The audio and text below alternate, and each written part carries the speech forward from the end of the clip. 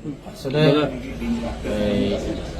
আমরা রাঙ্গামাটিবাসী বোম তুলেন খুব শান্তিপ্রিয় মানুষ। রাঙ্গামাটি একটা শান্তিপ্রিয় শহর, আমাদের প্রাণের শহর, প্রিয় শহর। এই প্রিয় শহরে আমরা সাংবিধানিক সম্প্রীতি চাই। আমি মনে করি যে এই পাহাড়ি বাঙালি অর্থাৎ সর্বস্তরের জনগণ আমরা এখানে শান্তিপ্রিয়, এখানে শান্তি হোক এটা আমি চাই।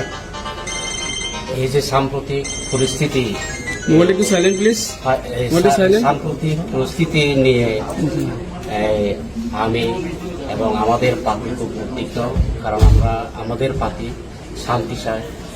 শান্তির জন্য আমাদের পার্টি পার্বত্য চট্টগ্রাম চুক্তি করেছিলেন। এই জন্য আমরা সর্বস্তরের জনগণের সাথে কোনো বৈষম্য না করে কাজ করতে চাই। এই জন্য এই সাম্প্রতিক ঘটনাগুলো নিয়ে কেউ যেন এখানে ওই পার্বত্য অঞ্চলকে অশান্ত করার জন্য একটা মহল এখানে উৎপেতে আছে।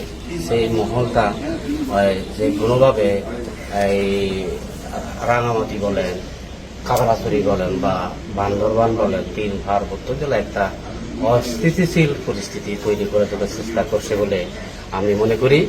তাই সেই জন্য আমাদের এখানে যারা আছি আমরা পাহাড়ি বাঙালি বা চাষা, মানমা, ত্রিপুরা যতগুলো আমরা এখানে অবস্থান করি, সবাই আমাদের একে অপরের সৌহার্দ্যপূর্ণ পরিবেশ নিয়ে সকলে সম্মিলিতভাবে আমাদের এই পরিস্থিতিকে শান্ত রাখা দরকার বলে আমি মনে করি। আর কি উত্তরণের উপায় হলো প্রথমে এখানে যারা রাজনৈতিক দলগুলো আছে তাদেরকে সবাই একমত হয়ে আমাদের কাজ করতে হবে।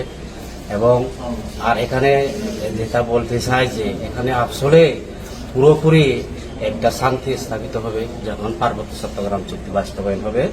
এই পার্বত্য চট্টগ্রাম চুক্তির যে মৌলিক যে বিষয়গুলো আছে, যেমন ধরেন এখানে স্থায়ী বাসিন্দাদের নিয়ে বতা তালিকা প্রণয়ন, তারপরে এখানে আইন শৃঙ্খলা জেলা পরিষদের হাতে হস্তান্তর করা সহ যে মৌলিক বিষয়গুলো আছে, এগুলো যতদিন পর্যন্ত না হবে ততদিন পর্যন্ত আমার মনে হয় এখানে কোনো সমস্যার সমাধান হবে না বা শান্তি ফিরে আসবে না বলে আমি এটা মনে করি। আর এখানে সকল যে আইন শৃঙ্খলা বাহিনী তারা আমাদের বন্ধু, ওনারা আমাদের নিরাপত্তার জন্য এখানে এসেছেন, ওনাদের সার্বিক সহযোগিতা আমাদের লাগবে। আর সাম্প্রতিক বিষয়গুলো যেখানে আমরা ইউপিডিএফের যেটা আমি প্রকাশ্য বলতে চাচ্ছি যে এটা যারা সংঘাত ও বৈষম্য বিরোধী পাহাড়ি ছাত্র আন্দোলনের নাম নিয়ে অর্থাৎ ইউপিডিএফের দেশে বিদেশে বিভিন্ন ইন্ধনদাতা টাকাদের দিয়ে এখানকার সাধারণ ছাত্রছাত্রীদের ব্যবহার করে, ওরা তো বুঝে না আসলে কি, সাধারণ ছাত্রছাত্রীদেরকে ব্যবহার করে ওরা এখানে পার্বত্য চট্টগ্রামে অস্থিতিশীল পরিবেশের সৃষ্টি করছে।